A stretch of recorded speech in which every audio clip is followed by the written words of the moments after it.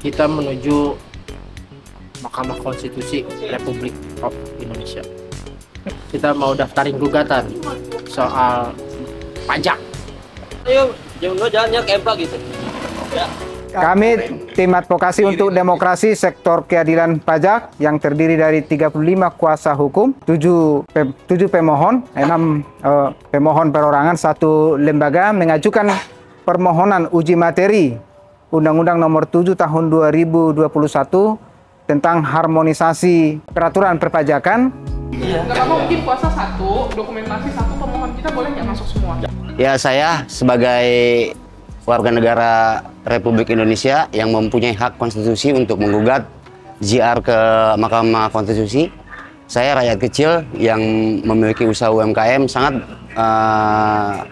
berpengaruh terhadap usaha saya. Karena itu kami melakukan JR untuk menggugat ke Mahkamah Konstitusi tentang pajak PPN. Meskipun kemudian pemerintah karena desakan publik yang sedemikian rupa, yang akhirnya tidak jadi menaikkan PPN menjadi 12%, ya, akan tetapi kemudian melalui PMK, akan tetapi kemudian kita melihat bahwa adanya ketidakseriusan dari pemerintah kaitannya dengan kebijakan untuk tidak menaikkan PPN tersebut. Karena kalau kita mengacu kepada konstitusi bahwa pengaturan mengenai perpajakan itu harusnya diatur dalam undang-undang, tidak levelnya dalam PMK, sehingga ada ketidakpastian hukum. Kemudian juga satu rangka Pak ya? Satu.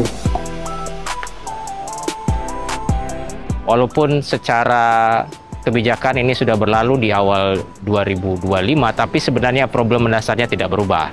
Jadi pemerintah dalam waktu kapanpun tetap bisa menaikkan PPN hingga 15% seperti yang dicantumkan dalam pasal 4 Undang-Undang HPP. Kenaikan PPN 12% ini sangat berpengaruh ya sama buruh. Pasca dinaikkan upah buruh sama Presiden Prabowo, tapi dihajar sama PPN 12.